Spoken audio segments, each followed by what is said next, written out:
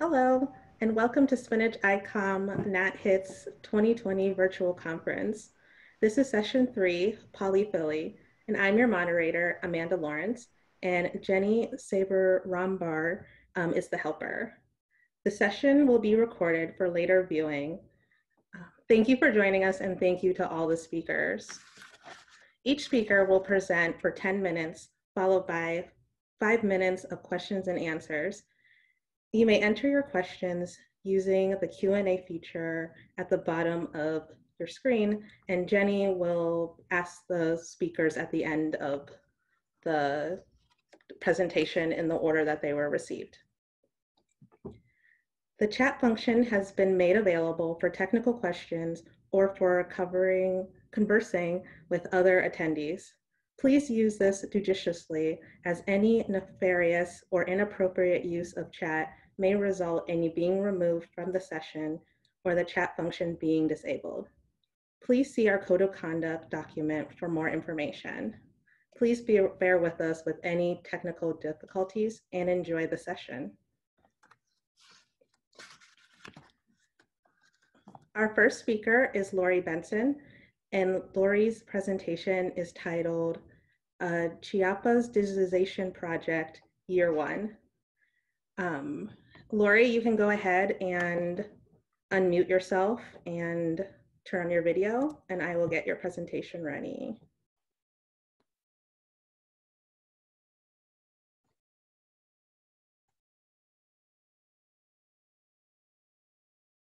Tell me when it's starting.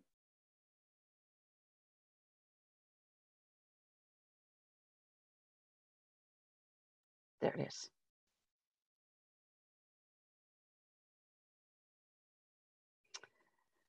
Good afternoon, or good morning, or good evening. The Chiapas Digitization Project, 1 year on. Next slide, please. To give you a geographical context, Chiapas is the southernmost state in Mexico. Several of the slides in this presentation have images of textiles, places, and people taken from 1997 to 2019, showing the variety of elements that could be digitized. Unfortunately, there isn't enough time to describe them in detail. Next slide. So many objects collected, so many people involved, so much information. Was the start of it the Harvard Chiapas Project, a long-term ethnographic field study? Two people involved with early collecting were Chip Morris, a MacArthur Fellow who collected older textiles and fragments in the 1970s and 80s, and Lou Casagrande at the Science Museum of Minnesota, who collected a Maya house and its contents for display at the new Science Museum in 1978. Next slide. The Chiapas Digitization Project was instigated in the fall of 2018 by Louis B. Casagrande, former senior vice president at the Science Museum of Minnesota. Many of the individuals who were and are involved in collecting and documenting biomaterial culture are aging and wanted past work to be more accessible. If the collections were digitized and the records gathered in one place, they would be accessible to a broader audience and could be used to train a new generation of researchers and practitioners. After a slow start, the collaborators met by both email and in person to develop the basis of the project. Along the way, we changed the name to the Chiapas Maya Project to reflect the expanded mission. Next slide. Our mission is twofold: to create a virtual archive and use the process and product to train a new generation in documentation and care. Next slide. Due to prior miscommunication, we realized formal documents or a memorandum of understanding were critical to moving forward. Elena Rojas, the project lead in Mexico, and I met individually with two of our collection collaborators, Museo Nabalom and the Weaving Cooperative Snaholabil, to work out verbal agreements that Elena could translate into formal documents. Next slide. These are images from our current partners in Mexico that we're starting with, Snaholabil to the left and Nabalom to the right. Next slide. After speaking with multiple people in art, textile, and museum communities in Mexico, excuse me, Elena developed a formal prospectus to describe the project to additional parties who might be interested. We are writing a similar document to present to funders. Additionally, Elena and I investigated the steps necessary to attain nonprofit status in Mexico and the United States. We are both speaking with lawyers to work through the process, but need to raise the required funds to continue. Next slide. The Chiapas Maya project has chosen Muckutu as the database for collections in Mexico, not currently digitized or imaged. It is affordable, open source, scalable, and was developed for indigenous communities, actually partially funded by IMLS. Each individual site can define access for distinct communities. Choosing who has access to what information is essential to one of our collection partners concerned with the use of their collection and intellectual property rights. Next slide, please. The items for each catalog will depend on the site. Here is a list of materials we have seen at our collaborators' sites so far. Next slide. We are in the process of mapping required fields for the project to exist in Muckutu data fields. A test collection will be entered and discussed, standards developed, and the resulting data entry procedure guide translated into Spanish. Collaborators will develop a lexicon for standardized fields and current terminology in English, Spanish, and Tzotzil, which is one of the local languages. Next slide. Here's an example of what we are trying to capture. In the case of textiles, multiple images to show details of design elements. Next slide. The project website, chiapasmayaproject.org, is under construction. Initially, it will contain a description of the project, the mission, blog posts by collaborators and friends, the prospectus, the test data, a preliminary lexicon, and a photo gallery and/or virtual exhibit. Fundraising is the next step. We will work to locate a fiscal sponsor while we apply for nonprofit status. Next slide, please. The final phase of the project includes internships and training in documentation, curation, and conservation for Indigenous and local students. We have started establishing connections with collections and conservation communities in the Americas and hope to expand our reach worldwide. Next slide, please. The Science Museum of Minnesota, our US partner, applied for a grant to digitize their Chiapas collection, which is the largest outside of Mexico. We are waiting to hear whether it will be funded and then executed. A small piece of the grant includes the Chiapas Maya project. Next slide, please. Here are some of the anticipated benefits. We're in danger of losing the context, which adds critical value to the objects and documents. Collections and information are currently dispersed, but our project will serve as a gathering place for this information. Next slide, please. We had setbacks this year. One of our collaborators, Chip Morris, passed away in October. We were able to move forward in January and February, only to be considerably slowed by the pandemic. We continue to proceed with the constraints we have. Keep watching for progress in the next year. Next slide, please. Thank you for your attention, and thanks to our current and former project collaborators.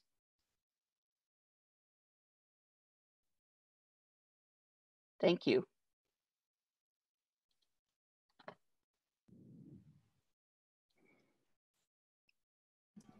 Are there any questions? Please enter your questions in the Q&A. Thank you, Lori. For those who are panelists, you cannot enter questions in the Q&A. You can do it directly into the chat or raise your hand.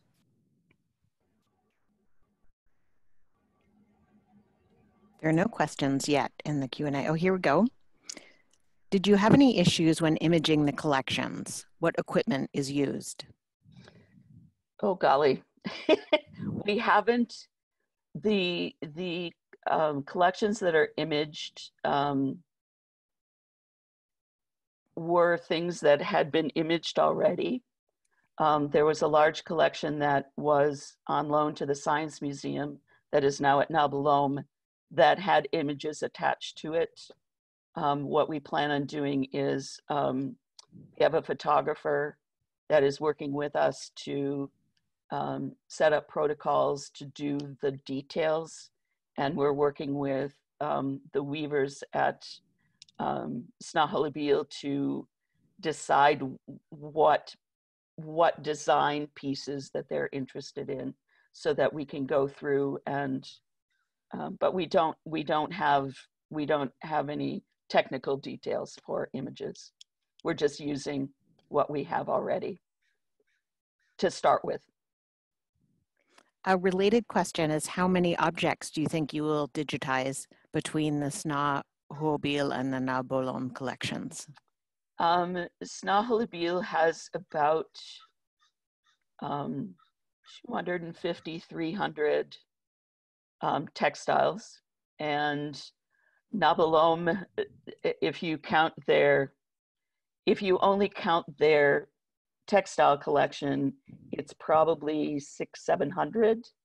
If you count their Lacandone material, which we will be doing as well, probably, that's probably another 400.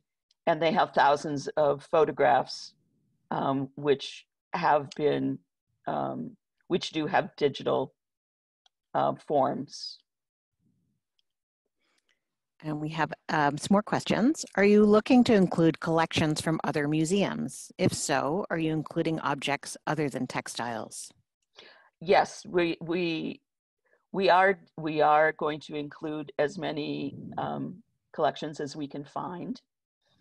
And yes, more than textiles, just because I have images of textiles, which is why you see a lot of textiles. And that's what I've been doing for the past 25 years there.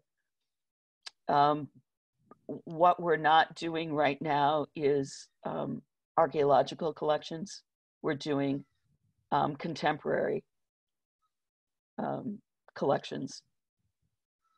I have another question. What reuse rights do you use for these images? Are there any cultural status of the object issues that arise when considering reuse of the images? I think the concern with at least Snahollabil is right now there's a lot of designers that are taking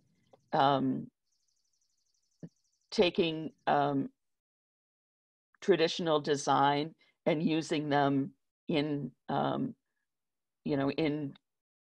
as fashion, and that's why I think that's why he's concerned. He wants to know who's using the images, and I think that's the reason that we're interested in Mukatu, because you have the ability of holding back until you know who's going to use the images. The only things that will be up there are in the website now are things that that have already been, you know, the collections of the Science Museum. They're already out there. We already have images. So, oh, Is that the end of time? I just saw that the Logan Museum has textiles by the Cordries. Sorry. Oh, that's exciting. Just glanced down. So that would be another group that we would try to add, at least the link to it. We're not trying to add everything to one database, but provide a link so that people can go and search another catalog using some of the terminology that we have set up. Do we have time for another question, Amanda? We do. Okay, great. Lori, are you collecting any cultural histories that are associated with the collections, stories, family histories, etc.? This could add an increased breadth in future research, but I know it could add more data entry than is reasonable for this project. That's one of the more important things that we're trying to add, and which is why we have people that were part of the Harvard Chiapas project and who have been there for a number of years. We also have the gallery that was started by one of the linguists, and he is working with his artists to collect stories. And there's a lot of this information, and that's what we're trying to make sure isn't lost. Because the stories and the interviews that were done, you know, in the 1980s is a valuable resource for researchers, but also for people, the indigenous people that are still weaving and still creating material culture. Does that answer the question? Excuse me. I think so. Okay. Is your organization a member of any textile association? We're not right now. It's pretty new, and I think the association is whatever organizations I belong to. And right now, I'm there just isn't the funds to belong. Although now it's become more of an issue. I know that it's easier in Mexico. Elena is tied to a lot of different groups there, but I'm not in the U.S. And I think that the other questions that I see are touching just again on imaging the collections and equipment that you use. And there was another comment about asking about how many items you have to work with. You know that many indigenous peoples use the Mukute database so they can control who has access to their information and knowledge. This is very important for sensitive information and the copyrights of their designs. You spoke to that. Mm-hmm. Jenny, we also have one person, one of the attendees has raised their hands. Oh, great. I'm gonna unmute you so you can unmute yourself and ask a question.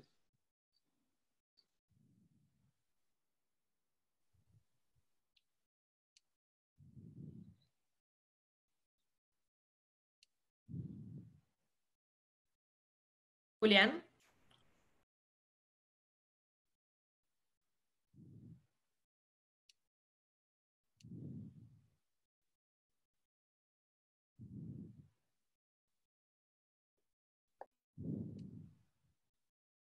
All right, maybe we can come back to Julianne later.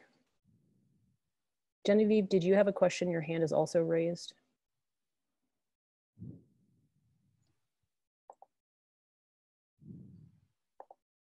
Okay. I think that's it. Well, thank you. Thank you, Lori. It was an excellent talk. So our next presenters are Kicki, Eldh and Ingela Chef Holmberg, and their talk is titled New Museum Guides by the Swedish National Heritage Board Concerning Human Remains and Repatriation. They have pre-recorded their talk, but they are here for questions after I play the recording, so I will get to that.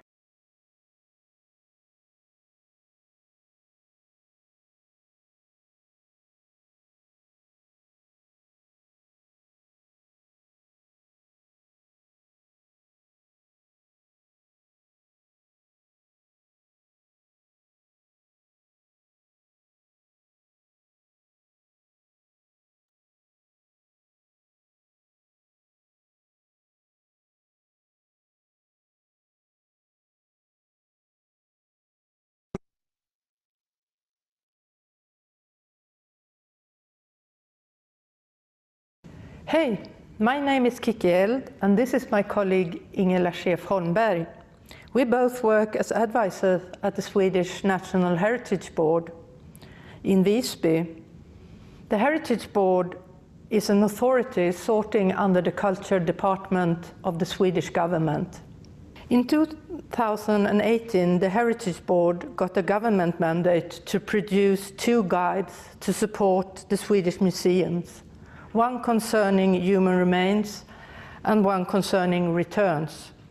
A year earlier, in 2017, a new law had been introduced in Sweden, the museum law, where the principle of arm's length distance is crucial to avoid political control and political decisions interfering with the institution's management. Therefore, it's important to stress that the support from the authorities concerning guidance on human remains was first asked for by the museums. Both assignments have been implemented in consultation with the Central State Museums and the Sami Parliament, and both are aimed at the museums in Sweden.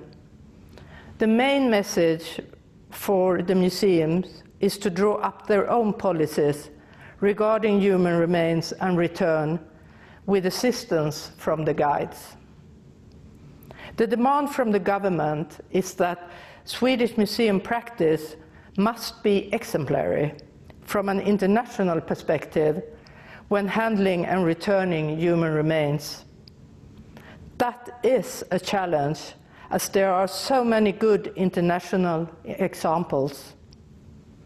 I will start with presenting the guidance for handling human remains in museum collections. In the document, we use a very broad definition of human remains.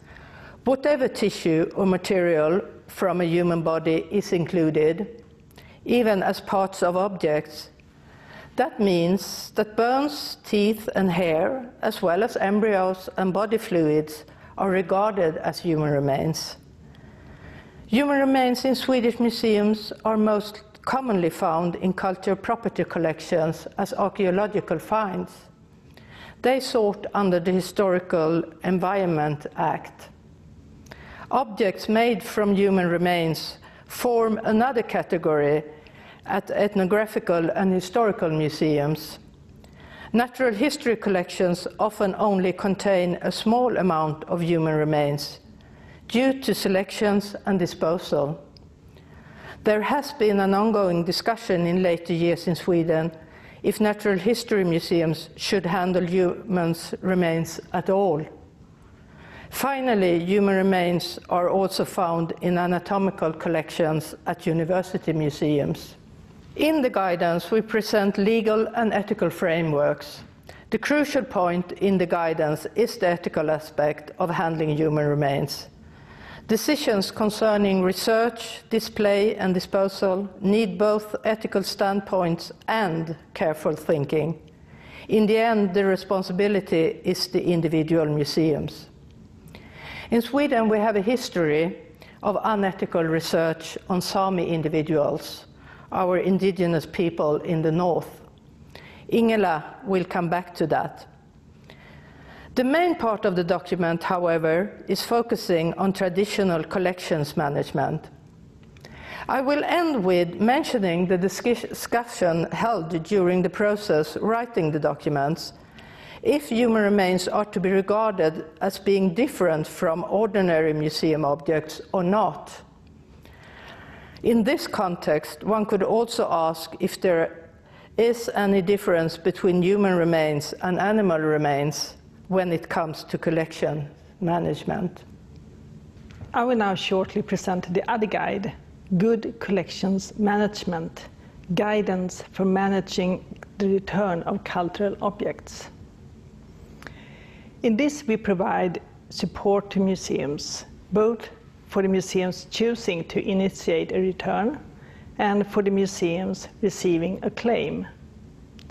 The guidance provides examples of different categories of objects that may need special attention. These may be human remains, objects stolen, confiscated, or exported illegally, or objects acquired from a colonial context. In Sweden, we also need to look at our colonial past, which is mostly about the domestic colonization of Sápmi. Museums' collections include many different objects with different origins.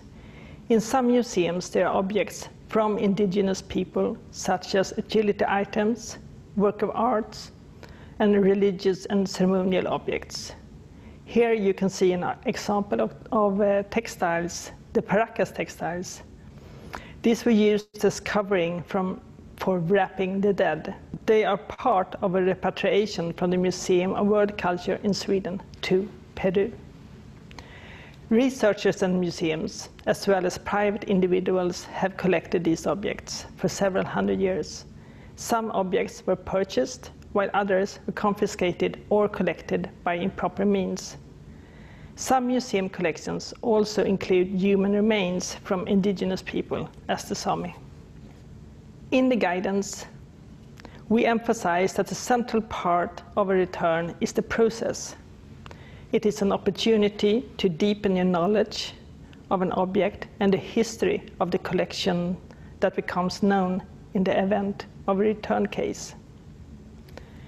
The following fundamental approaches should be applied when dealing with returns of objects. Respectful communication.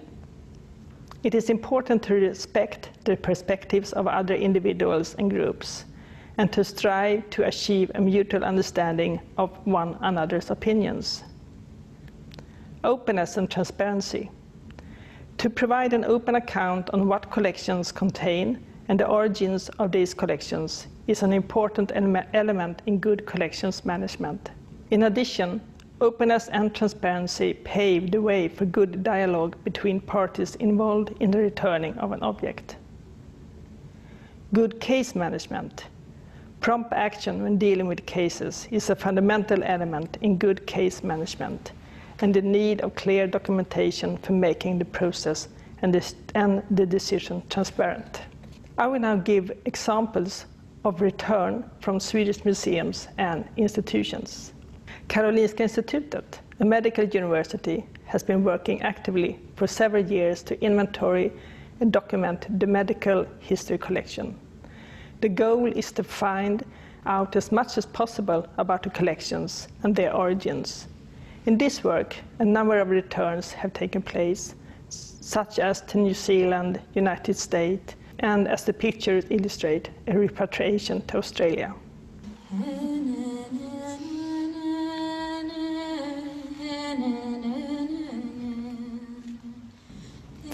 Last year, at 2019, there was an important national repatriation in Sweden.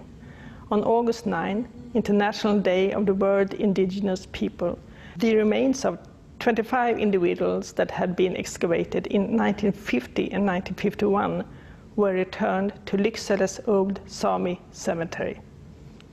After more than 60 years, they were returned to their original resting place. Several stakeholders worked together on the process, which was divided into 3 different parts: ground opening, atonement, and ceremony. The variety of participating organizations and authorities made this a very good example of a repatriation. To conclude, we would like to stress again that for the outcome of our work and the process of producing these 2 guides, it has been crucial that the museums and Sami Parliament have worked together with us on this. In discussions with the museums, after the guides were published, we have seen that several museums have started using this to produce their own policy documents. Further information and support documents concerning the 2 guides are to be found at raa.se, the Swedish National Heritage Board webpage. Thank you.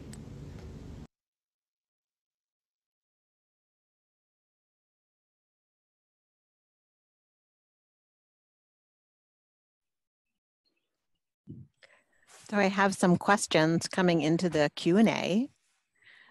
One for Linda Knowles. When assessing repatriation of human remains and cultural heritage from Swedish museums to indigenous peoples, would a museum consider the laws and cultural interpretations of indigenous peoples involved as something that might outweigh Swedish law? I would also like this. It's when a repatriation occurs, when the law, there is not that many laws that you can apply for. So it's very important that the indigenous peoples are involved in the discussion and in the process.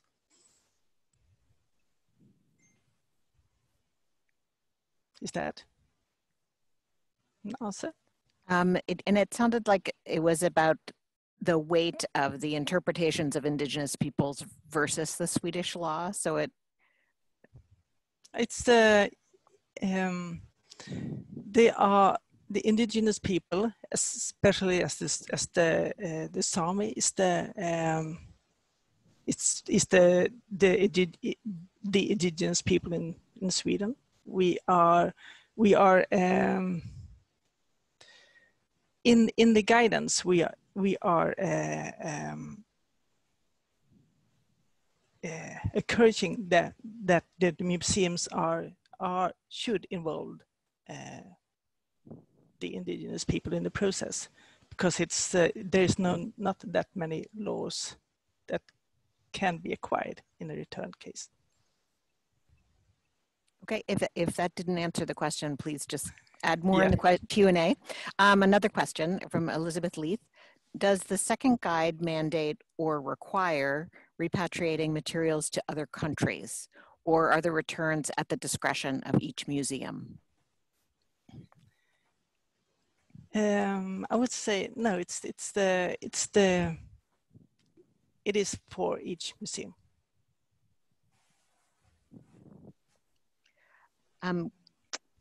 I think this is Nadan Shastri. What are the oldest human remains found in Sweden? They are about 10,000 years old, as we had the ice covering Scandinavia earlier than that. So we have it's about 10,000 years old. In the video, you mention material from Peru. Have these materials been repatriated successfully? If so, could you talk to the process used for this international process? Yes, concerning the Paracas textiles from the Museum of World Culture, it is a process and it's still ongoing. I think they have split it in different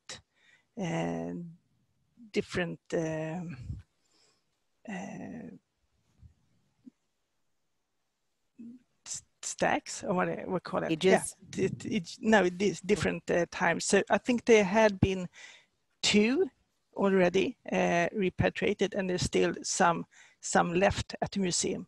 I think there has been, they are now sort of looking through the ones that had been repatriated and trying to figure out how, if that actually was success or not, and where is the textiles now?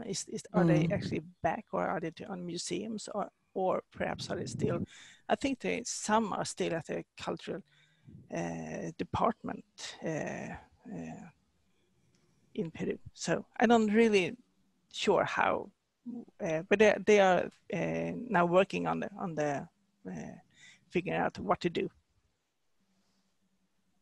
Great. Another question is from Kelsey Drustra. Once the physical remains are returned, what happens with any data, photos, research that has been recorded by the museum about those remains? I would say that's always a question with the museums and the return case.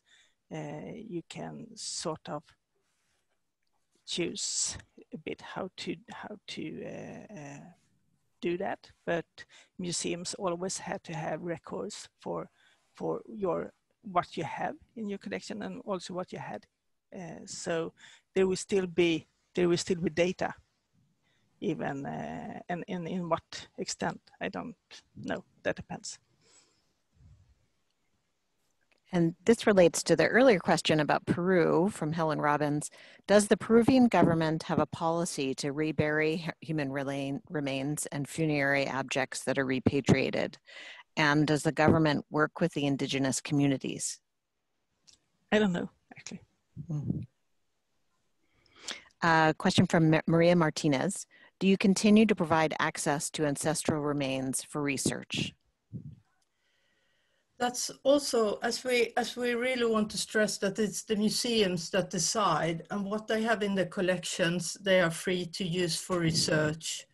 And of course, with the question with return and so, there will be a discussion what to do with the thing, and also just finding out to make a return or not is research. So yes, research is going on. Another question from Nadan Shastri. Which is or are well-known museum-related journals in Sweden in which articles on ancestral remains are covered?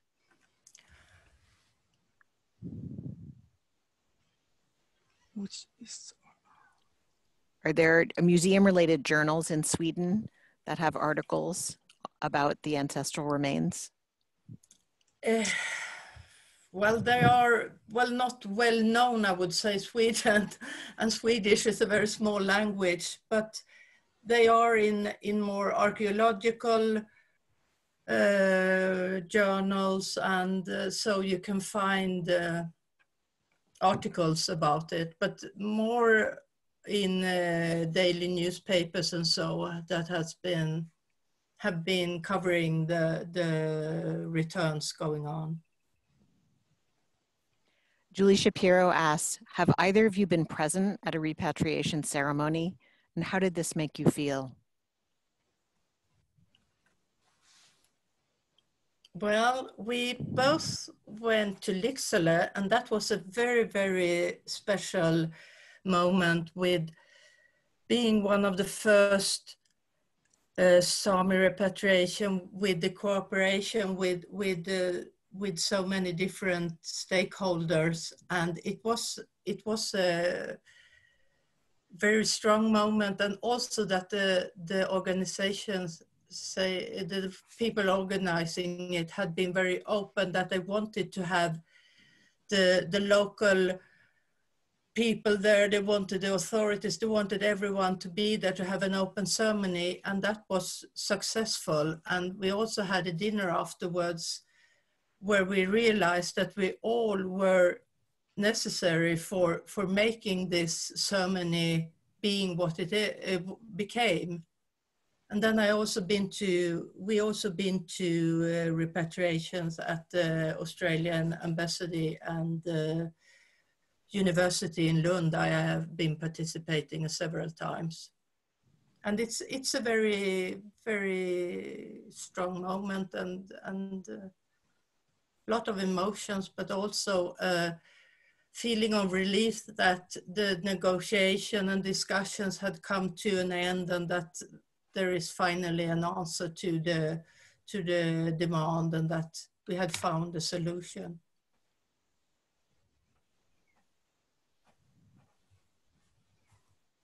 Ingela, do you want to also? I didn't say your name right. No. Ingela.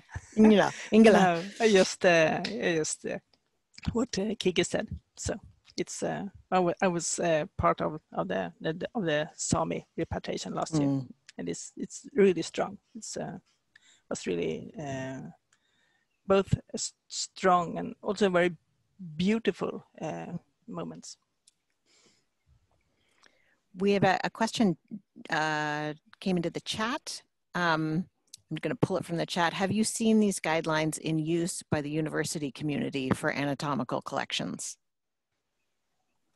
Yes, they have been also, as it was in the mission we got, it was the Central State Museums, but we also invited the universities as they are the ones having the larger anatomical collections, and they have been part of writing the guides and also are using them now for the policies. I think that's it. So, thank you both so much. Thank you very much for letting us share with you. It's a great talk, thank you.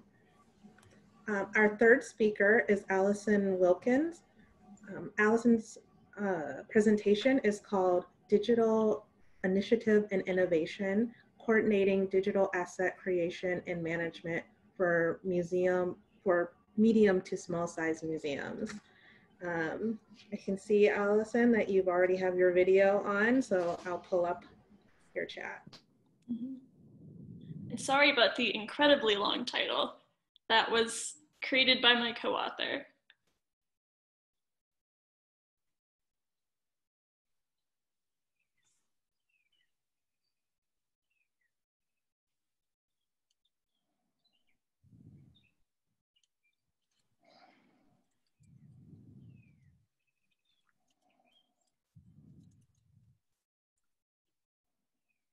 All right. There we go. All right, so as Amanda said, I'm Alyson Wilkins. I'm the Collections Digitization Coordinator for the Natural History Museum of Utah. Here to talk about digital innovation, initiative and innovation, and sort of framing a flexible approach to planning and restructuring digital policies for large and interdisciplinary digitization projects. Next. So the Utah Museum of Natural History formally began a digital initiative in 2019 with the hiring of a collections digitization coordinator and a digital asset manager, as well as 9 undergraduate student digitization technicians across the major divisions of collections and research. The 2 big goals of this project were to increase the rate of digitization in the museum's collections, as well as to integrate all the museum's digital assets into a single DAMs or digital asset management system. The big overarching goal for the collections were to digitize approximately 350,000 collections objects in 5 years. Next.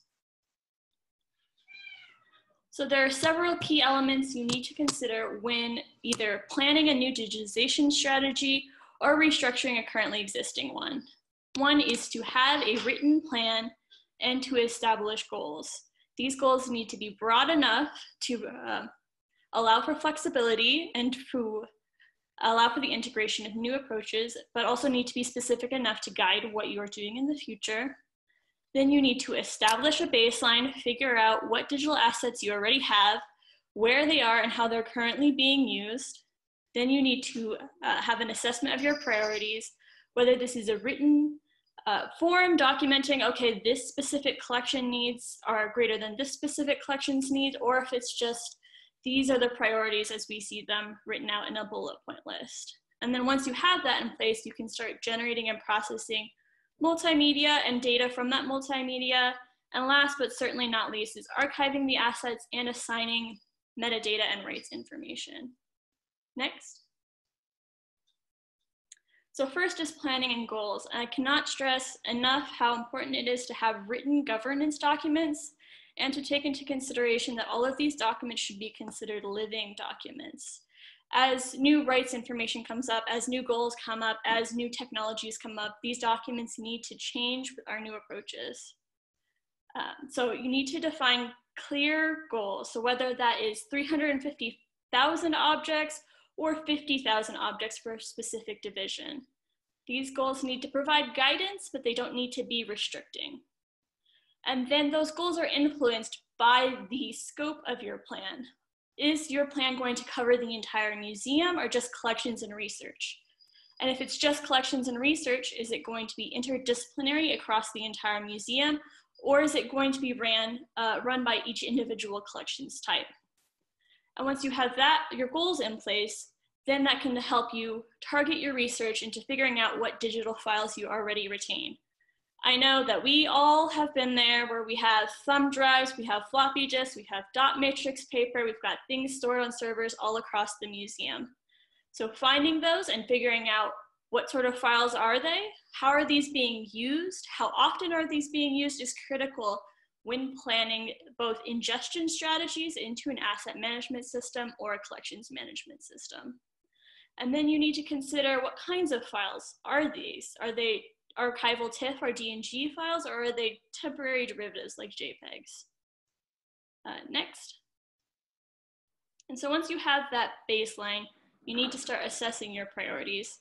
And these priorities can vary on collection or collections objects, but a good way to start is to ask yourself and your staff the key question: if the museum were to be struck by a natural disaster like a comet or a fire or any kind of ridiculous natural disaster, what would you save first? And so one good example, as you see on the, I think it's my left and your left, is the zoology field note collection for our collections. This collection represents approximately 50 plus years of collecting history at the university and in the collections. This contains vital information about the collecting and the history of the museum that would be completely lost if something were to happen. Another consideration is your media or your objects subject to decay due to the nature of time, or is it stored on legacy media formats? So one example in the upper right is a photo taken of our lantern slide collections that are vitally important to cultural history and contain a lot of information about both travels in the country, but as well as archaeological information and other media. So lantern slides, 35mm slides, photo media, floppy disks, all of this information should be considered a priority when you're approaching your project. And another good consideration is how actively are these collections materials being used? One good example would be the holotype collection. And so these collections are considered vital to research, so why shouldn't those be considered a priority as well? Next. And so once you have those basic planning elements in place, then it's time to start consider how are you going to generate your multimedia. There's already a wonderful wealth of resources out there on the different price points of technologies and the different methods for both automating and just doing your standard point and shoot photography for a wide variety of collections materials. And more often than not, these methodologies can be used across the board in different collections. One good example is you see up in our left is Lindsay Walker with our herbarium imaging station, which can be used both for herbarium imaging, but as well as for drawer-wide imaging of malacology collections, as well as entomology collections and document collections as well. Different methods will inform different strategies, especially as you're approaching your different priorities. Another key element in generating multimedia, especially if you don't have the resources to afford a lot of fancy high-tech equipment, is to consider different strategies for collaboration. We work a lot with the libraries, the campus museums, other campus museums, and vice versa to do things like oversized photography. Next. And so multimedia will do you no good if it's sitting on a server somewhere. I know all of our collections have this. We all have these on our desktops. it's no use if you can't search for it and find a specific number. So one good example is we've digitized our entire paleontology document collection, including preparation sheets, which are stored on archival files. Then those files get uploaded to Digivol, the Atlas of Living Australia, for transcription, and then transformed into a digital Excel file, which is then cleaned and validated by in-house staff and volunteers. Then that information once again gets transformed and uploaded into email, and then eventually that email data will be shared via GBIF and iDigBio to the wider research community. And so after you start collecting all this data, next, then you need to consider where are these records going to go, and that will also inform your strategy. The archival files get stored in our digital asset management system and shared on other sources like Archives Web. But also the data, once it goes to Digivol and then into our collections management system, also gets shared and reassociated with all these places. So this is outlined in our strategies and internal documentation. Next. And so as you're starting to approach the final step, ingestion into our archival system, whether it's a digital asset management system or other strategy, you need to consider how is this multimedia going to be used in this future? And the one good way to do that is to designate categories of use for digital files. And you need to keep these options as minimal as you possibly can. The more options you have, the more complicated your life is going to be. 3 key categories will be archival files. So these files are not going to be actively used and are going to be stored for the long-term future. Files that are being actively used, and temporary derivatives that will be deleted after they are used for that singular purpose. And if you're working on a museum-wide strategy, different museum divisions will categorize files for different use. One good example is if you create 3D scans of a dinosaur, obviously education is going to want to use it. So you have that 3D scan archived for researchers and used by collections management staff, but do you create a separate archival or a separate file that can be used actively by educational resources like in our Research Quest program? Another good example would be derivatives created of our archival TIFF files for herbarium sheets, then uploaded and then deleted after they are used. Next. And last but not least is DAMs, our digital asset management systems, and assigning metadata and rights information. Our DAMs is managed and produced out of the J. Willard Marriott libraries. And this digital asset management system not only serves all the museums and libraries on campus, but it also helps several institutions in I think through the Mountain Plains region. And ingestion into the DAMs is a key point to mass assign metadata if you have not already done for. Several basics that you should have, and you should have this written out in your digital policies, is the standard camera information, the creator, both the creator of the initial object as well as the digital file, rights information and how these can be accessed and used, and if they can be widely shared and or restricted, and then keywords. And the keywords will be, are ironically key in how you're going to use these images and how people are going to find these images. And so selecting a small common set of keywords across the collections can be influenced by who your users are. We've got your basic biodiversity researchers, but you should also consider that your images and data can also be used by anybody from historians to students to educators to enthusiasts. And your keywords are also introduced by how your users are going to find these images, whether from data aggregators or Google or on your website or any other avenues you may serve your data. So next. And so here's where we're at right now. So far in Digivol, we have 4 major collections on Digivol, 535 volunteers who've transcribed over 13,242 field notes and specimen records. We photographed 1,176 specimens, and we're ramping up for more before the quarantine. And we've scanned approximately 34,826 documents and images across all the collections divisions at the Utah Museum of Natural History. And all collections but 2 are online and searchable, and I look forward to getting those 2 up, hopefully later this year. And I would like to note that this was done starting about June up until the quarantine in March. All thanks to the help of a wonderful set of students. Next slide. Who are all acknowledged here. I'd like to also acknowledge the museum and the J. Willard Marriott Libraries, as well as the Digital Innovation Lab, and Lindsay Walker, who helped get this all started, and the Burton Family Foundation for help funding the purchase of a lot of our imaging equipment. And yeah, if you have any questions or would like to talk more, I can provide my email address in the chat. I don't know how much time we have left, so I might be a little early.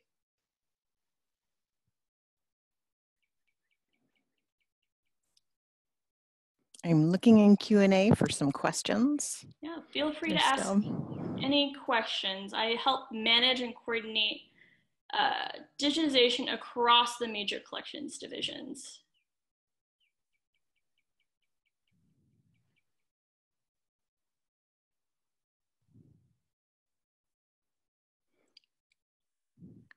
Here's a question. How have you managed oversized photography? So that has been interesting. We've been working on it a lot. So that's part of a collaboration with the photography department on campus and the Utah Museum of Fine Arts to purchase a Fujifilm camera with specialty lenses for photographing oversized equipments at a variety of focal lengths, like the Ceratopsian in the presentation earlier, and some very tricky lighting that mimics daylight lighting time as well as photography studio settings. We still have to formalize that because we have to check out the equipment from campus and then bring it up and then forklift down everything. But it's a work in progress. We also have methods sketched out with the anthropology collections for the digitization of our large textiles collection. And I know the Utah Museum of Art has shared their strategies for digitizing things like canoes and statues. It involves a really cool adjustable lens piece. Great. You have a question from Diane Reilinger. You have a lot of Digivol volunteers. Are they mostly students? Do you find that they can transcribe faster or slower than the other parts of the workflow? There are actually not a lot of students. We get a lot of surprising amount of international participation, and it's obviously picked up a lot since the quarantine. But the speed at which people transcribe things depends both on how fancy the cursive is, as well as the setup for, or like what kind of information we're trying to pull. So the paleontology preparation sheet is actually a series of visual choices that the transcriber has to make when pulling information. So they choose a symbol for an air scribe if there's air scribing versus our zoology collections, which are information they have to read and type out and then read and type out. And so if you imagine we have 13,000 pages and you multiply that by 10, that's how many specimen records they may be affecting. It's pretty neat. I've had another question from Dr. Vijay Kupwade. Which software your museum uses for digitization and long-term usage, how safe are they? So we are integrating into the DAMs system, which is called SOFAL, which is part of a larger complex system managed out of the Marriott libraries. We don't really have one key software for the creation of digital assets, but a lot of these are stored in file types like TIFF files or PDFAs or DNGs, which are all known archival for now, depending on, we can't predict 100 years into the future that are archival in the long term. I hope that answers your question. It's complex. Yes, if anybody's question doesn't get answered, just please put it in again in the Q&A. Christina Bird, why use Digivol instead of notes from nature? So part of that was influenced by what was already happening before I had arrived there. So when I had arrived, the Digivol was already being used by the vertebrate zoology collections, which was the only collections on there. And it seemed like a pretty good way to get an international reach in a very flexible platform. And so half because of marketing decisions, we wanted to stay with the same platform to make it easier for people to find and access a wider variety of collections material. Okay, another question from Nadan Shastri. In your museum, is there any paper conservator taking care of original photographs? For digital images, are there some articles published in journals?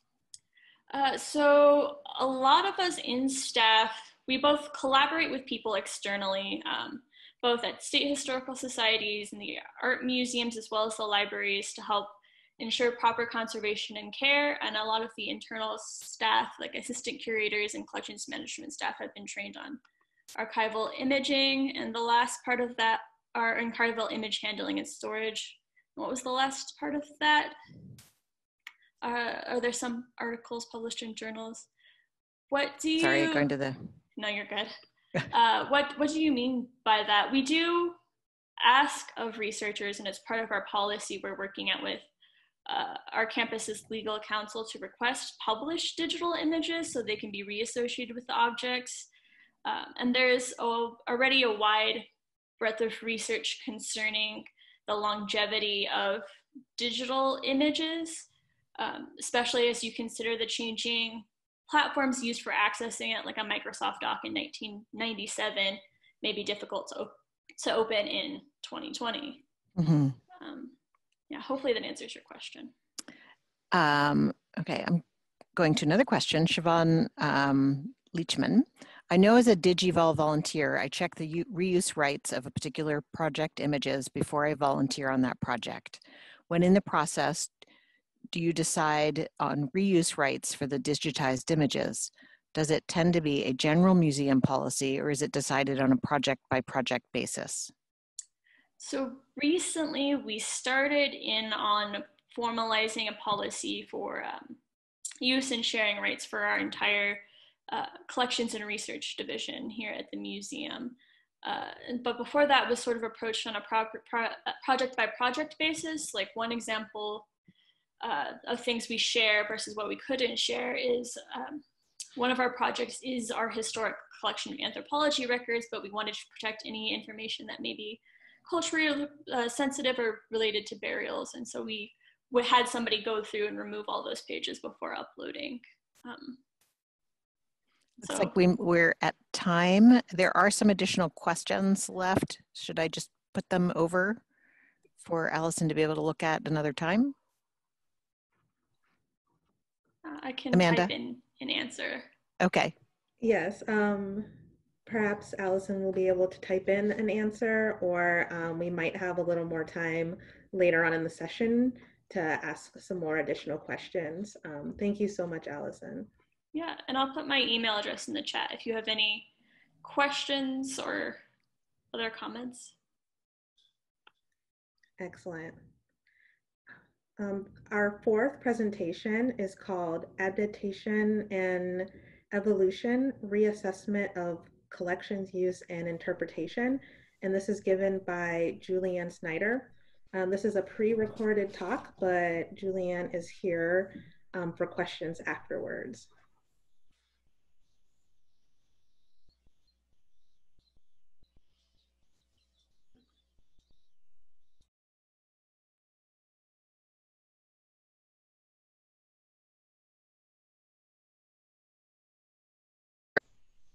Hi, I'm Julianne Snider, the Managing Director of the Earth and Mineral Sciences Museum and Art Gallery at the Pennsylvania State University. This presentation is a progress report on our evolving project of reassessing the use and interpretation of our collections. This project is guided by our mission, which was developed by the museum staff and our board of advisors made up of representatives of the college, the university, local special interest groups, and major donors to the museum. Developing the mission statement was a year-long process. Finalized in September 2017, it recognizes our collections as the foundation for everything we do.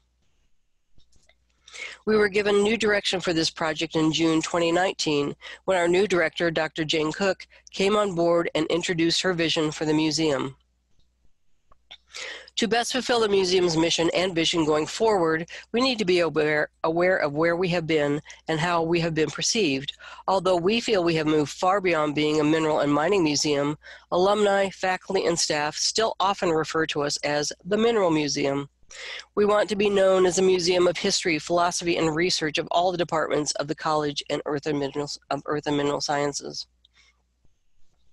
We know that for over the past 125 years, the museum's collections have grown from and reflect the research conducted within the college and its 5 departments. We recognize the need to reassess how we are interpreting and using our collections in order to project a broader yet cohesive message of how earth materials, technology, and humanities underlies all of our departments. We need to be able to tell the stories embodied in the collections that connect all these departments to each other. Relevance grows out of recognition and acceptance of where our main audience, the college and the university, is now and where they need to be. The college's research focus has shifted away from traditional natural science, object-based research and teaching. We have to rethink how we use the museum's collections for research, exhibits, and education that will resonate with faculty, students, and staff that don't usually engage in object-based endeavors. We have to find new pathways of engagement that resonate with our audience. But we also know that we must maintain the health of the collections and uphold the standards of collections care. Relevance grows out of recognition and acceptance by our museum peers as well. We have rewritten and refined our core documents. These documents are fundamental for operating our museum professionally. They embody our core museum values and practices. They codify and guide our decisions and actions. They have been instrumental in gaining recognition from the college and the university that we are a professional educational organization that supports and promotes the mission of the university, the mission of teaching, research, and service. We are working on supporting documents of procedures, guidelines, and plans that will further refine how we operate going forward. Focusing on our collections, we first began by rethinking how we categorized our collections. Rather than geology, mining lamps, and paintings, more encompassing categories allow us to be more strategic in setting priorities that recognize the collections as the embodiment of research, knowledge, and learning that takes place in our college and brings new audiences into our museum. All of our collections reflect the same broad theme. We need to find stories within our collections that illustrate that theme, the history of extractive industries and minerals research. We have re-examined how we house our collections. We have adopted a materials needs approach to arranging our storage arrays. Objects that require similar relative humidity and temperature requirements are housed together, regardless of which collection they are from. We have created microclimate cabinets for objects that require low humidity environments. The location of all objects is data-based. We have secured 3 IMLS grants for collection stewardship improvements and are looking forward to a 4th. We recognize that the use of our collections can lead to engagement pathways with the museum audience. We looked at how our collections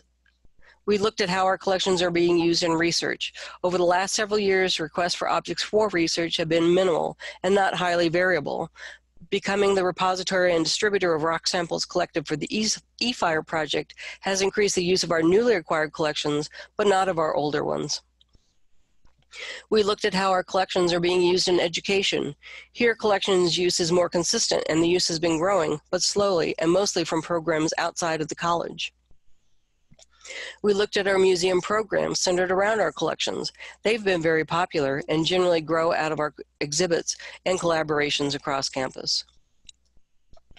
We looked at our exhibits and exhibitions, and we find that the exhibit environment is still our primary medium of communication and engagement pathways with the museum audiences. Exhibits are our primary educational tool and can provide learning experience that complement in-classroom learning, communicate science concepts, and make connections between the humanities and STEM disciplines. Also, they can help expand our students' ability to interpret and communicate energy, earth, and material sciences and engineering. To this end, we have begun developing guidelines for a series of thematic, collections-based exhibits that reflect the history of the research and education in our college. We started with taking a hard look at the framework of exhibits generally. We want to develop stories of research and cultural heritage of the college that are illustrated by objects from the collections. Objects we put on display need to have the reason to be there, beyond being eye candy. Information we develop for display needs to be embedded in a compelling story and illustrated by objects from the collections. We are well on our way to fully embracing our vision. We were creating new collection, interpretation, and exhibit documents. We were developing ideas and plans for our soon-to-be expanding exhibit gallery, then the COVID plague struck. After a moment of panic, we realized that we can be testing our ideas and plans and stories virtually. We cannot build physical exhibits, but we can tell the stories illustrated by the objects in the collection. Of course, our collections and objects are filled with stories. We have access to the collection database, photos of the objects, and reference materials. COVID has provided the luxury of time to dig into the collection and find the stories. Facebook is an easy way to get the stories out.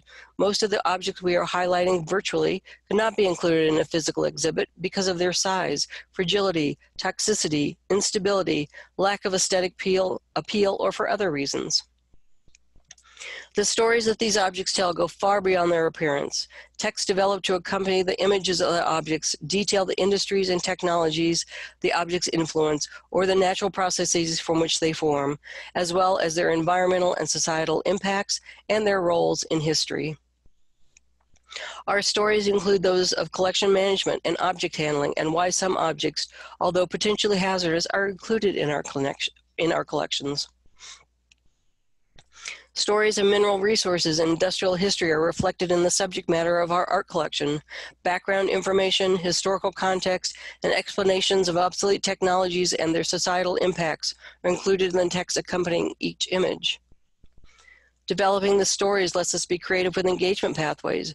For instance, a long-term materials weathering research project is the obelisk, a fixture on our campus since the 1890s. In our collection are unweathered samples of all the stones used to create the obelisk. Facebook visitors cannot visit the obelisk or the museum, but they can download a model of the obelisk to cut out, fold up, and place on their desks. Our collections are the foundation of our museum. They are not just rocks and minerals without relevance to current research and education. They are data. They are knowledge resources. They are agents of cultural history. They are unique. They are irreplaceable. By reassessing the use of the collections and evolving our interpretation of the collections as intellectual assets, we are able to dig into the stories embodied in objects of earth materials, technology, and art. These are the stories that are relevant to research in all the departments of the College of Earth and Mineral Sciences now, and hopefully well into the future. I thank you for attending this presentation, and I'm happy to answer any questions you might have.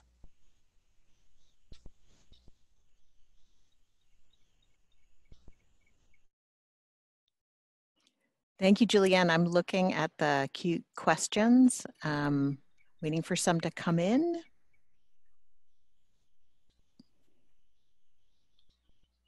It's all self-explanatory. Of course. Here's one. Are there reserve collection halls in your museum? Have some students submitted dissertations or PhD thesis on your museum? There are no longer, well, I take that back. There are some bits of the collection that are within the halls of the building that our museum is in. We're in an academic building. Some of the collections have been dispersed throughout the halls. We're trying to corral those and make sure we know where they are. As far as dissertations and theses related to the museum, there are very few and they tend to be old. One particularly pivotal one is from 1963 and it was, I'm not going to remember which department it came out of, but it was not out of Earth and Mineral Sciences, but it was looking at the dean at the time of Earth and Mineral Sciences and how the college got established, how it grew to be where it was, how the dean, who was very instrumental in really putting the museum at the center of the college, how he worked with that and what his thinking was. The other one comes out of art history from 1996, I believe, and it was looking at the painting collection. But as far as the exhibits or the rest of the collections, they really haven't been paid much attention to. So that's one of the things we need to get over. One very popular question is whether that's a frog dissection over your shoulder. It is a frog. It was actually a piece of educational, it was an educational frog, but I've got my degree, my PhD comes out of the School of Education, and they were getting rid of their natural history teaching collection, and they were going to dumpsterize everything. So I snagged a frog. I'm going to grab a question out of the chat. Would you care to comment on how secure the role of the museum is within the university? It's more secure now, I think, than it has been before. We are sadly at the behest of whatever dean is in charge of our college. Since I've been there for now 14 years, we've had 5 deans, one very supportive, one didn't really care, but wasn't obstructionist, one that started out supportive, by the end decided that maybe we should just disappear. But the dean we have now is incredibly supportive, and we are moving forward. As I said, we have a new director. I'm now managing director. We also just hired a collections manager who will start in August. And this is more staff than this museum has ever had, full-time staff. We also have really good volunteers, but yeah, it's secure, more secure than it has been, because we've really made an effort to reaching out to the administration, not only of the college, but the university, saying museums on this campus are really, really important. We established a museum consortium to bring all the campus museums along and say, look, we've got these collections. These are all developed through research. They're intellectual assets. They really need and deserve the care and funding that digital assets get. Right, I have some more questions. Someone just looked at your Facebook page with the object posts. This is a great idea. How have you chosen these to feature? And I'm just going to add one extra thing to that is, how do you assess the feedback that you're getting? The feedback is, there's the numbers that Facebook posts. They do a regular analysis of pages. So we look at those. We look at the names of people who are saying like or not like or love. Also where the pages get shared and how often they get shared. So it hasn't been, we haven't played with the numbers really hard and fast, but it is a good way to, when it comes to time to put our annual report together, or when the dean says, well, what have you been doing during COVID? We can say, these are the people we're reaching out to. These are the people who have reacted to our museum. These are the people that we hadn't touched before, so. Do you have, Lauren Gardner, do you have a plan to monitor and evaluate the interest and impact of your online mini exhibits? As pretty much as I said before, we do have plans. We don't have anything really concrete. Right now it is just looking at the numbers that Google generates for us, and reaching out to the people the people we can identify who have said, I like your museum. We can reach out to some of them if they're within the university system. So just kind of keeping those avenues open. And I'm happy to say that we're starting to reach out beyond the college into the rest of the university. And some people really look forward to those occasional posts. They're about once a week, sometimes twice a week. It's not on a hard and fast schedule. Here's a question from the chat. Are there related collections elsewhere on campus? And what are your most significant off-campus audiences? Related collections on campus, not really. There is an art museum, the Palmer Museum of Art, but they've got more of an encyclopedic collection than we do. Ours is very targeted to the mineral industries and mineral industries of Pennsylvania in particular. So the genre of American industrial art is kind of a niche genre, and there's not that many collections of it around. Ours is, there's a large one in Milwaukee, but it's more of a global, specifically European collection. Ours really targets just Pennsylvania industries and the college, things that took place in the college and its extractive industries. And there was another part to that question. What was that? What are your most significant off-campus audiences? Most significant off-campus audiences, I would say, are the alumni. Secondly, locally, it would be the Nittany Mineralogical Collection, Nittany Mineralogical Society. We do touch bases with a lot of the school groups around. That is not our primary audience, but we're more than happy to talk with the homeschoolers. There's several homeschool groups in our area. We're in a very rural area. So yeah, I'd say the alumni really coming back, and the alumni coming back, which is for us a new audience. So this is the first time we've really had alumni reacting to the collections that we can document. Question from Haley Singleton. Wonderful talk and so many good initiatives. How did these large-scale changes get started? How did you get buy-in from the admin of Penn State? That's a tough one, isn't it? So we mentioned the Museum Consortium that started pretty informally in about 2008. But then when, if you know anything about Penn State, you've probably heard the name Jerry Sangdusty and Joe Paterno. There was quite a bit of controversy and lawsuits and whatnot. Anyway, so things at the university had to change, and everybody needed to be trained on to recognize child abuse, among other things. So they were all the museums at that point. The museums really stepped up, the consortium, and said, "Look, we deal with the public all the time. We really need to be at the lead on that." So we wrote a white paper saying this is why we need to be the lead. We've written several white papers since then, saying one was why museums count, and we try to get them funneled up to the president's office. We start with at the college level, at the dean's level, departmental level, depending on which college a museum is in, and filter them up to get them pushed up to the dean's, through the dean's level into the provost level, and eventually up to the president's level. And that's been successful. It also helps that now the current president was the dean of our college when I started. So he's well aware that we exist, and we just keep making noise. You know, we just keep saying, you know, we exist, we're here, this is, but we write really tight papers saying, or white papers saying that this is why we're here, this is what we think, this is what we can do for you as a university, and these are the references that we're looking at. So it's very targeted. And right now I'm on a task force, I'm heading a task force on looking at reopening. So how are museums going to react to reopening when the university does, if the university does? That's great. Let's see if there's time for one more question. How do you handle historical collection versus research collections that are currently being worked on? Does the university own the research samples, and are those archived after research is finished? We have some research.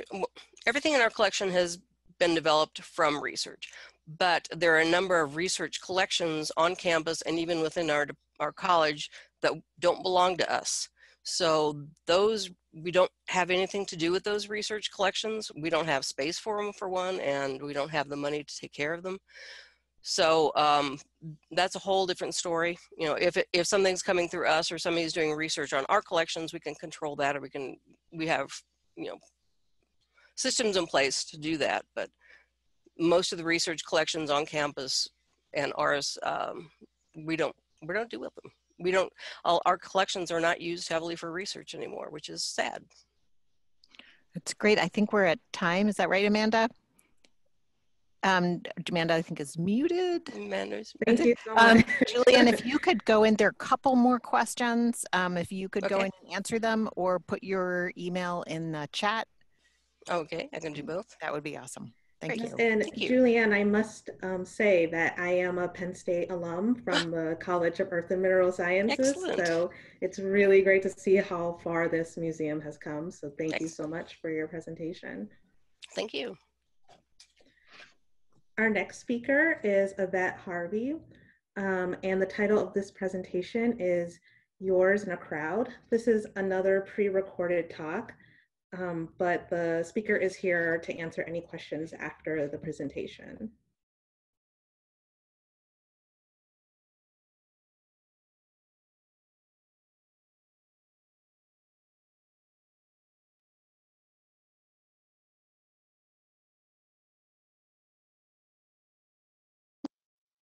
Hello. Before I'm going to get going, I'm going to thank the organisers of this virtual conference for the opportunity to speak to you.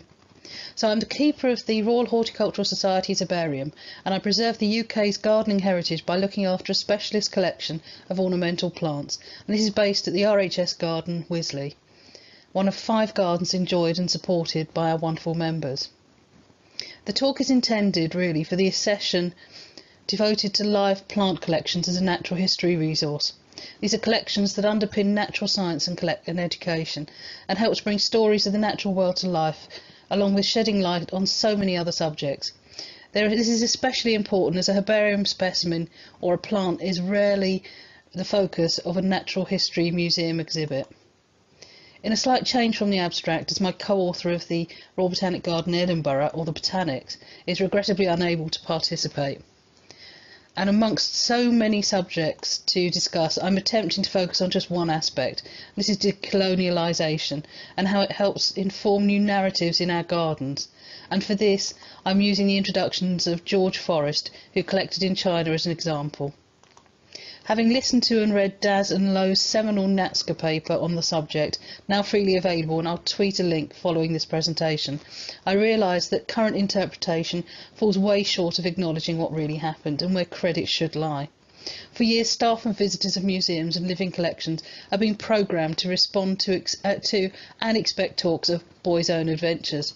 These are tales of our collectors, so much so that we've closed our minds to the realities and injustices of what really happened on expeditions. So our main focus today is on the Scottish plant collector George Forrest, born in 1873. Having had numerous other jobs, including sheep shearing and gold mining, he landed the post of assistant curator in the Herbarium of the Botanics in 1903. This is where he gained the skills and insights necessary to make him an ideal plant collector in the field. At this time, rock gardens were very much in vogue, and when the alpine plant enthusiast Arthur Bully came looking for someone to collect seed in the newly accessible Yunnan province in China, George leapt at the chance. This was in 1904. Mr. Bully was a cotton broker based in Liverpool, and he had recently acquired land to make the Nest Botanic Garden. He was also the founder of Bees Limited, a seed company, and he had an enthusiasm and fascination for introducing new plants to the public, and frequently showed his collection, even at Chelsea. At this time, Yunnan was largely unexplored, with the exception of Père d'Eldh, a missionary based in the region during the 1880s, whose collections inspired Bully's yearning to place a full-time collector in Yunnan. But I'm leaping ahead. What we really need is a little historical context, how China opened up and what happened to make Yunnan so accessible. So we always hear of the RHS's Robert Fortune being the first real Western collector in China, and this was made possible by the opening of coastal China in 1843. Perhaps rarely mentioned, though, is the background behind this opening up, and this came from the Treaty of Nanking, opening up more trading areas along the coast to the British following the Qing dynasty's defeat in the Opium Wars. So in a nutshell, this was a war triggered by the dynasty's campaign against illegal imports of opium being sold by the English-owned East India Company to smugglers based in Canton. Yunnan was inaccessible to foreigners until 1860, when the Chinese were forced to loosen the restrictions placed on foreign travel to missionaries, who were then able to establish missions where they chose. In their spare time, many of the missionaries botanised, and Eldh was just one of these. Yunnan became accessible to British traders in 1886 when British forces made Burma Myanmar, or Myanmar as we know it today, a province of India, freeing a path into eastern China, and this is the path that was used by Forrest. Forest China was towards the end of the Manchu-led Qing dynasties, when imperial control had been weakened. The remote southwest region of Yunnan had many ethnic minority groups with their own traditions and cultures, and all travellers had to not only pay respects and dues to Yunnan's Chinese civil official, but also to the leaders of the minority groups. Forrest fell foul of one of these groups when he failed to request permission to collect, a fact rarely mentioned in the narrative of his most famed adventure. The first walled town beyond the border was Tengchong, and it was here that he encountered Mr. Lytton, the British consul, who provided him with a Chinese passport and accompanied him on his first botanical trip across the gorges of the Salaween and Mekong rivers to Tali, which is the vicinity where Père d'Eldh collected. Forrest later commemorated Lytton by naming a primula after him, and as you can see, it's endured in cultivation. The white-flowered form Alyson Holland was one of the competitors for the Chinese Plant of the Year in 2016. Between 1904 and his eventual death in 1932, Forrest's collection numbers come into the tens of thousands, and after a few years of being the plant collector of individual patrons and following societal changes caused by the Great War, Forrest quickly adapted and syndicated his collecting trips, allowing members of the syndicate an opportunity to share in his new finds. And as you can see here, the top sponsor was J.C. Williams of Carehays Castle in Cornwall. Here is Mr. Williams, famed for the cross between Camellia japonica to his right and forest introduction Camellia saluinensis in the middle. The others are later crosses, and I refer you to the 2019 Chicago Spinach Specimen Spotlight given by my colleague Mandeep Matharu. Newly discovered, this rather sumptuous red rhododendron was introduced to cultivating by Forest in 1917. Rhododendron griersoneanum gained the award of first-class certificate in 1924. Over 340 hybrids made with either a seed or pollen parent of griersoneanum have been registered, one of the last being named Hot Flash, but I'd shy away from giving it a Google search because you might find more than you need to know about the menopause. But how can a man on his own manage to collect tens of thousands of plants, making herbarium specimens and their duplicates whilst collecting tons of seed? Well, here we see the reason. After botanising with Lytton, Forrest realised that he couldn't achieve his goal alone, and while staying in Snow Mountain Village in 1905 to 1906, he employed a team of local people, and this also included women.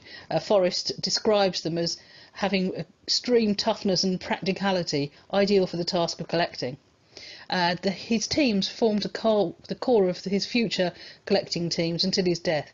Seen five from the right is Lao Chow, who's the head of his team. During periods when Forrest suffered from illness or absences during the winter months, or even when he had returned to Scotland, the teams collected continuously under Forrest numbers. Note the presses here on the left hand side being weighted down by rocks in the middle of the foreground, and Lao Chow teams processing seeds to be sent to the UK on the right. And all the many boxes from the 1917 to 1919 expedition destined for J.C. Williams of the Carehays Castle, and these left China via Rangoon in Myanmar. The RHS is fortunate in still having some of the travelling boxes, and we're able to use them in interpretation. The specimens and their duplicates have proven invaluable for naming the plants. All are in Forrest's name, and there is no acknowledgement of any additional collectors. Forrest processed all the specimens and provided a translation of the notes written by the collectors, discarding the actual collector's note. There are but a small handful of specimens with these original notes, and duplicates have even fewer notes, as seen here. As I just mentioned, many specimens were collected during periods of Forrest's absence, and here is a case in point. During a visit to Bamo, Forrest sent his collectors back to Teng Chong ahead of him. The collecting teams returned from the Salaween Divide with a mule load of seed, including a specimen of a 6 to 9 metre high rhododendron, with huge leaves up to 76 centimetres in length. Although never acknowledged on the labels, his teams were mentioned in correspondence, and seen here is an excerpt from a letter received by Chittenden, the director of the RHS.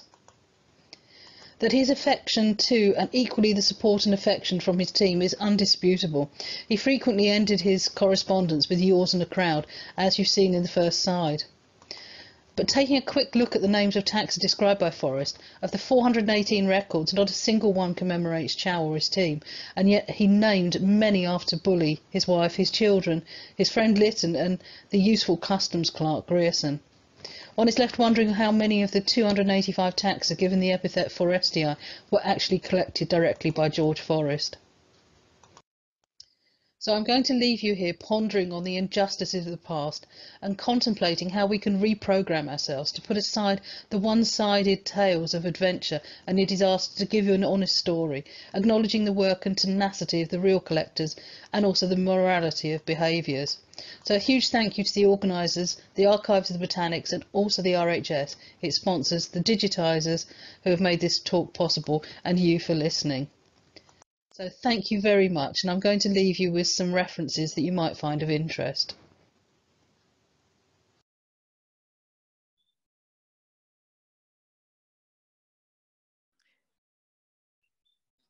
Thank you. We have some questions. Question already? 1 second, Sure. Yvette, are you there? Yvette?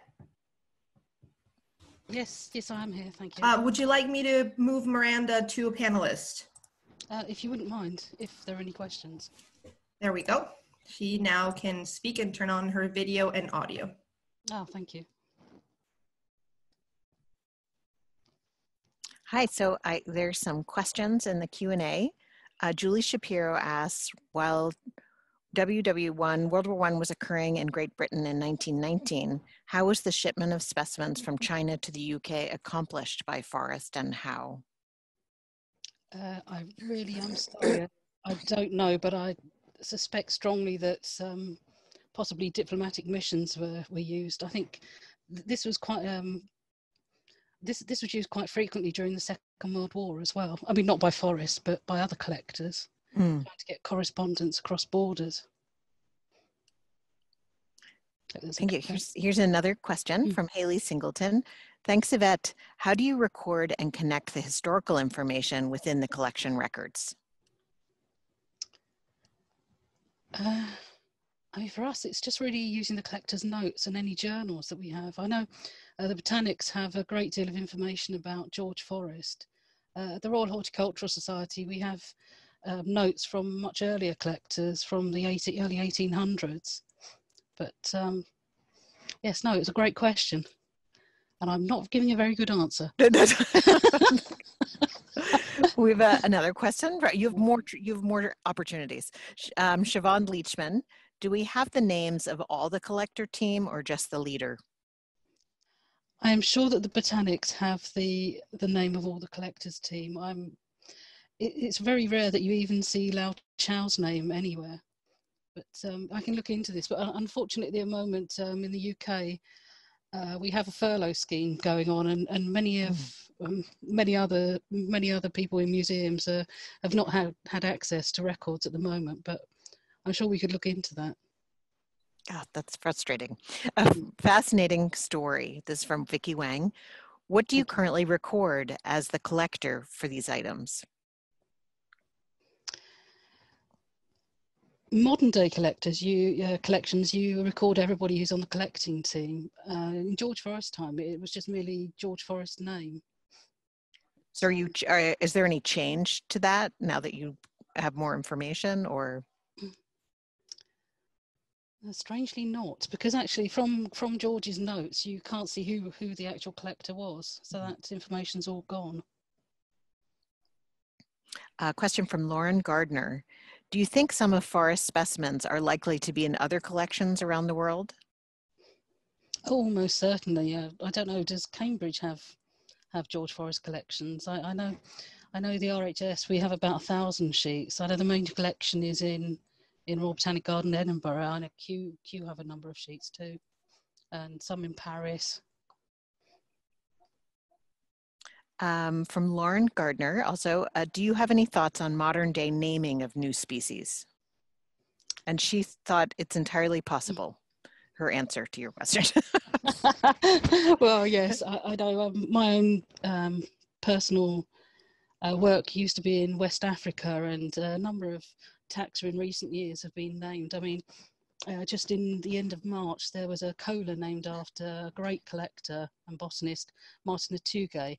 In fact, in 2003, he had a coupea named after him from the Coupé Mountains. It was Coupea Mountain Atugay, and it formed the front page of a checklist. And then even recently in 2016, there was a Psychotria named after Samori Tori. In fact, it was Psychotria Samori Torii, and he was a French resistance fighter in the late 1800s.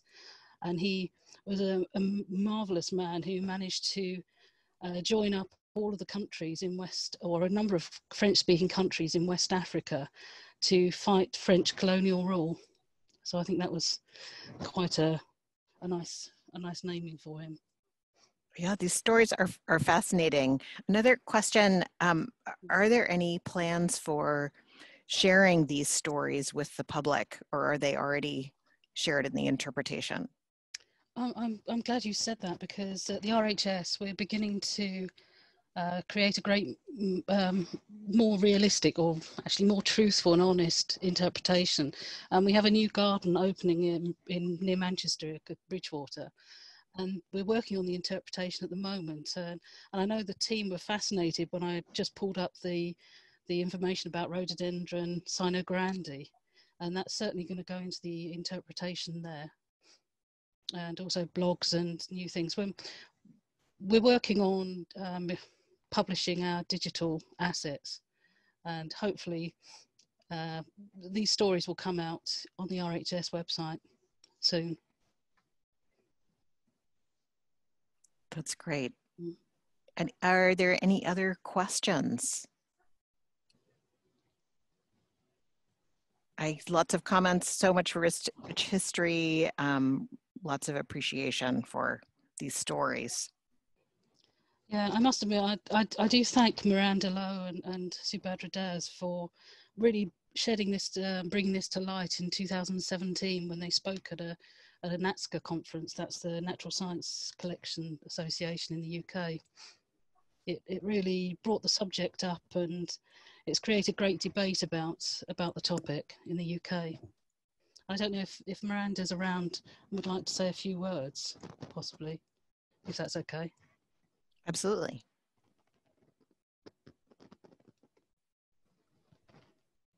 Miranda? Perhaps she's gone quiet. Can everyone hear me? Hi. Great talk, Yvette. Yeah, well, I'm just hoping, well, you've given everybody the link to Subhadra and I's paper, and it's been shared a lot in this current time. It's re-emerged, as it were, and it's got a life of its own, got more legs now in this current climate. So it's good to share it with everybody, and just for people to, build on the work that Subhadra and I have done, like you've done in your talk of it. It's just all about making sure that people that weren't able to document or document their own narrative, have their own voice, in particular collectors of all kinds, Indigenous people and people of colour, that they can be recognised now because we have the means to do so, and that other people don't have to, or that come after us don't have to keep scrabbling through archives. We put these other kind of narratives and acknowledgements on our collections databases, as well as all the geo-referencing and so forth. And just get it out there. So thanks, Yvette. Yeah, thanks, Miranda. I'd like to say actually today on the Linnaean Society blog, Isabelle Charpentier gave a wonderful small piece about collections and how the Linnaean Society collections are opening up and bringing light to stories of Indigenous collectors too. Yeah. Great. Thank you both so much. Thank you. Thanks. Our final speaker is Jeffrey Streicher, and Jeffrey's presentation is titled Cost Efficient and Minimally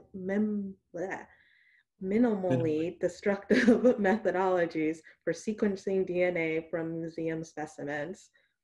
I promise, Jeffrey, that I practiced that, but still is a tongue twister. A tongue twister. Let me pull up your presentation. Thanks very much.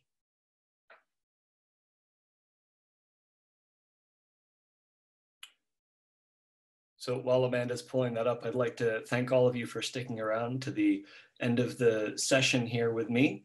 And I'd also like to thank Amanda in advance for advancing the slides for me. I'm going to talk to you a little bit about some methods we're developing at Natural History Museum in London, where it is currently 11:42, so just shy of midnight. I think this is officially the latest talk I've ever given at a conference, so thanks for being here with me.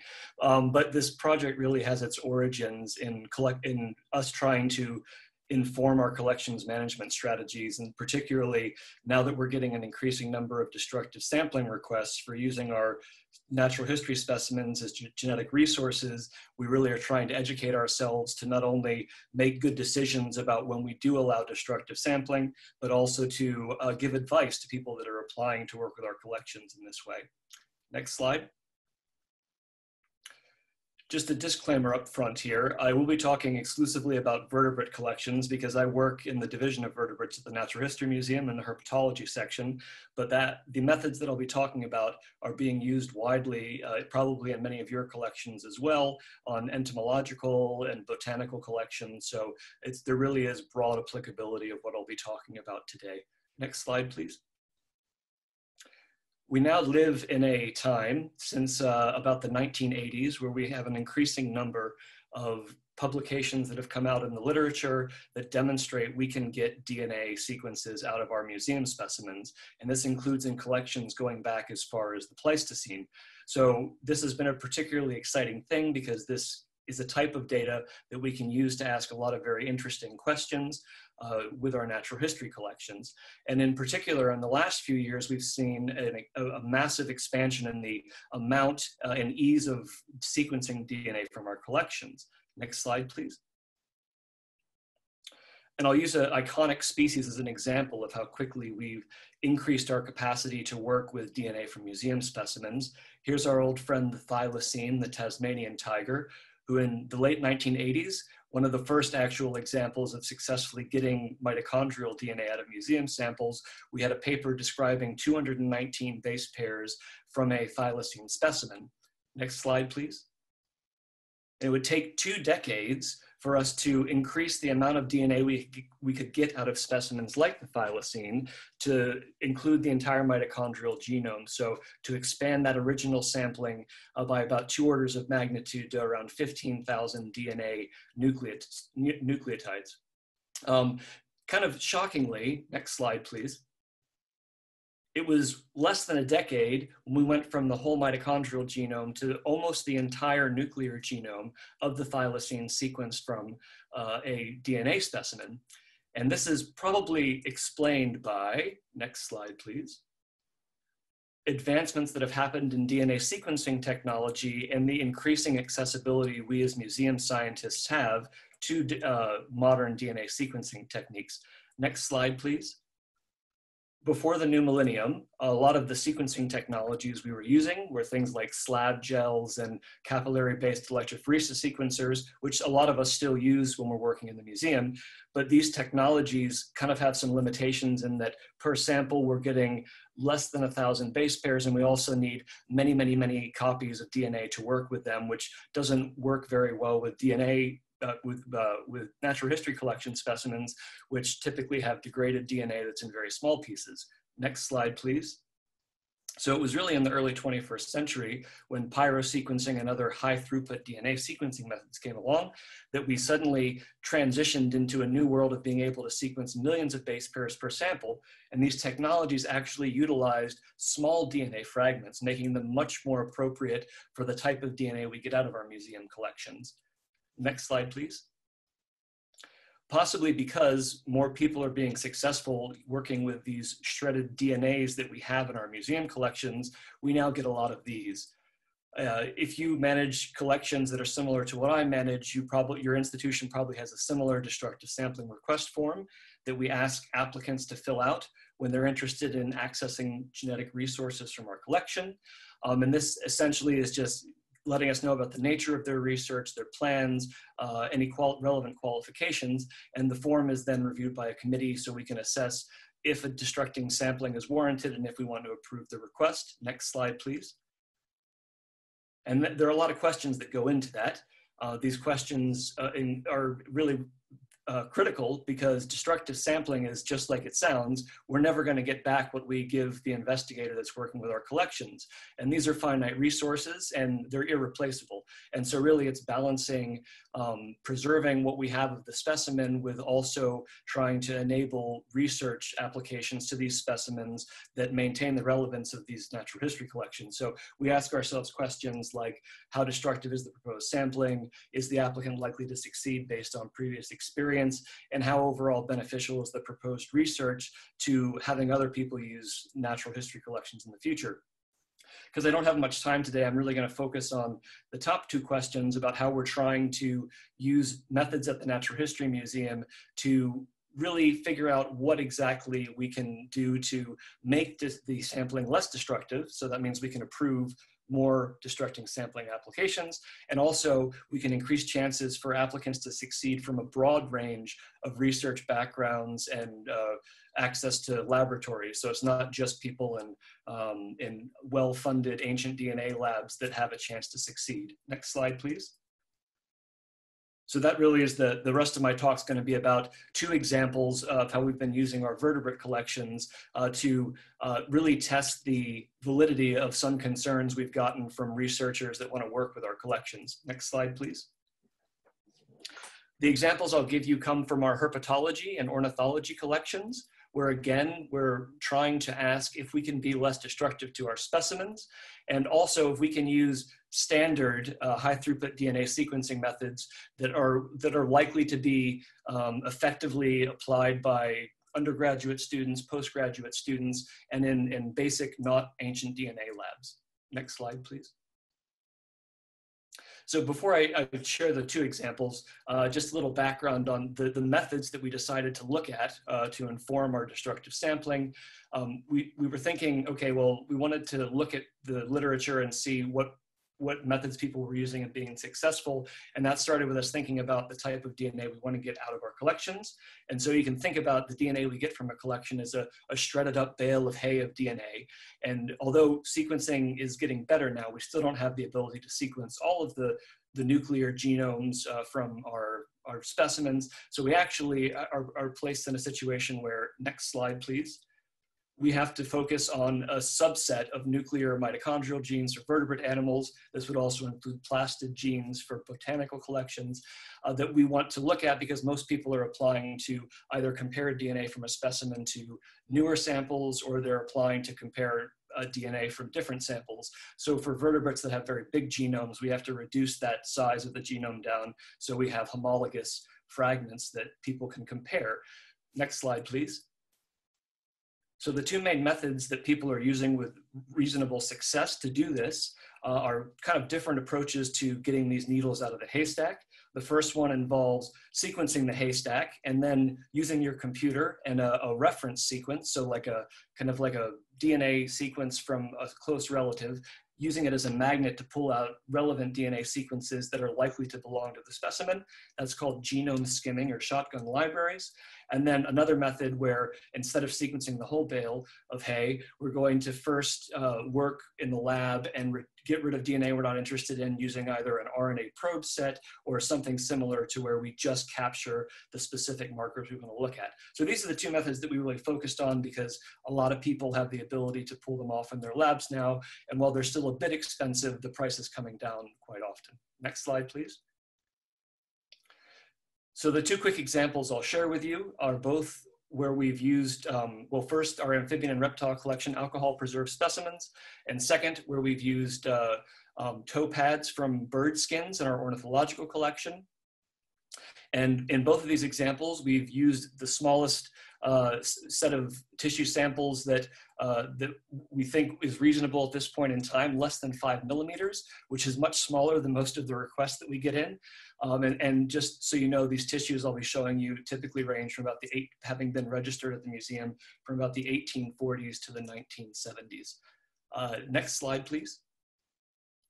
One of the first things we wanted to kind of get at was that we often would come back with a round of revision on a destructive sampling application where we asked if we could send less tissue from a specimen, which would make it feasible for us to justify the sampling. And investigators often told us it wasn't enough, it wasn't going to work, primarily because we're worried about there was a concern about contamination, because unlike in an ancient DNA lab, our collections have been for centuries handled without gloves by curators, by collections managers, by visitors, and so there's a concern about contamination from human DNA, particularly when you're using small DNA samples. So we did a simple test with our amphibian collection to ask, well, how much specimen DNA is there relative to human DNA?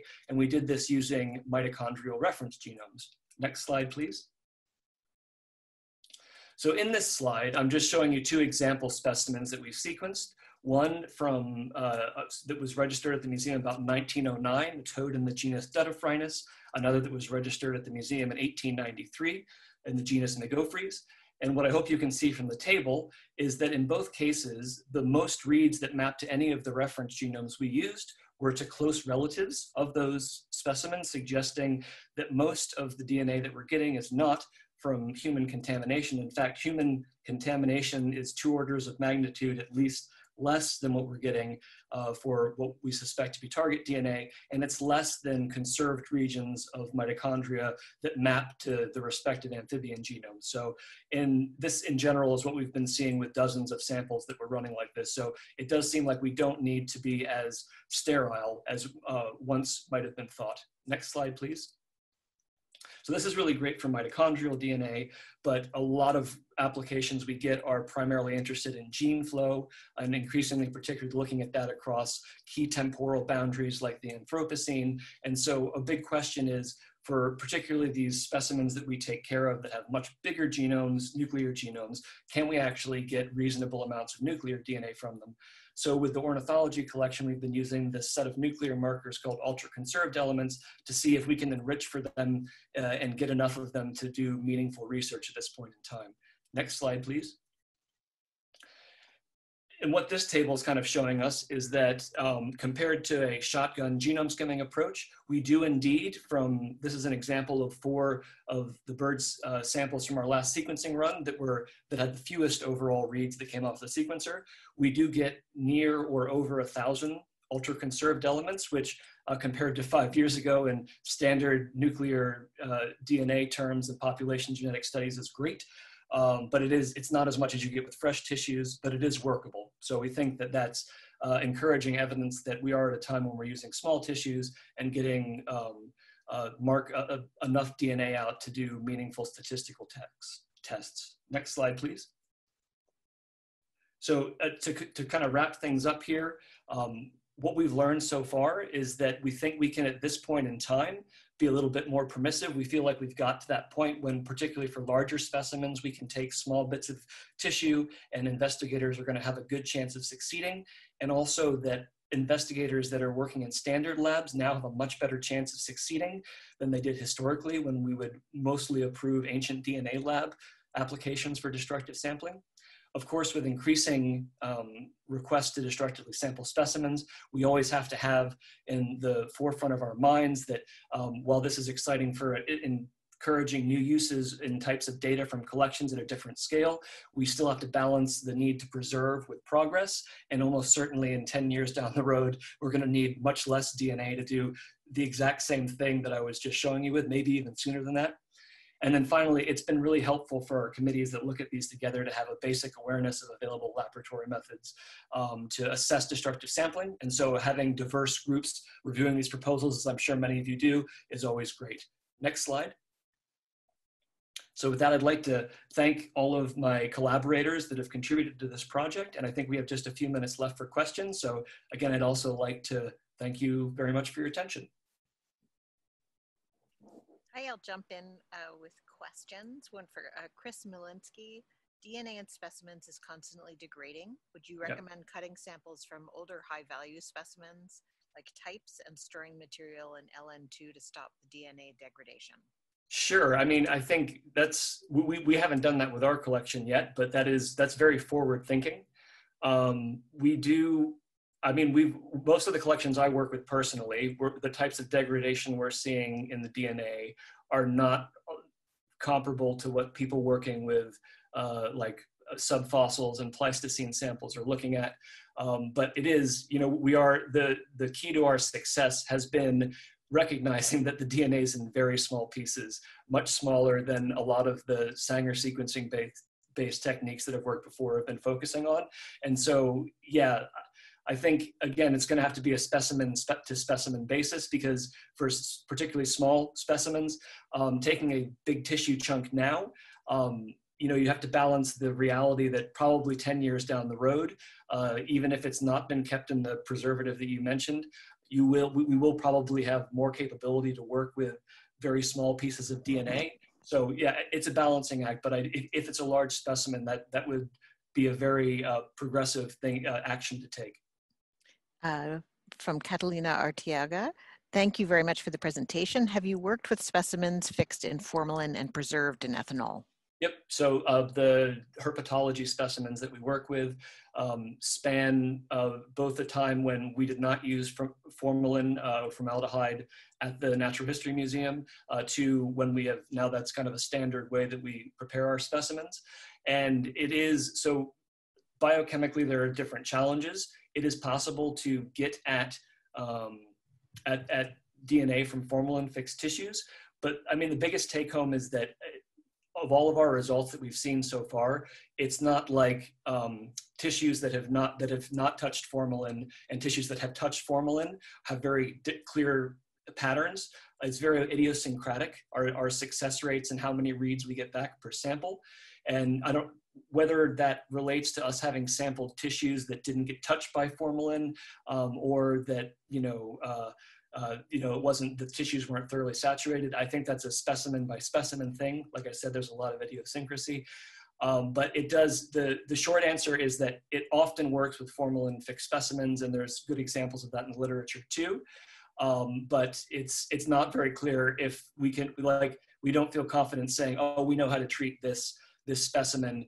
Like there's this subset of techniques out there for certain ways you can try and get rid of the cross links that are formed by formalin fixation in tissues. And when we've done those treatments compared to not doing anything, we seem to get similar success rates with formalin fixed tissue. So we don't really have we don't feel confident saying much about that now, but we have worked with them and sometimes had success and other times not.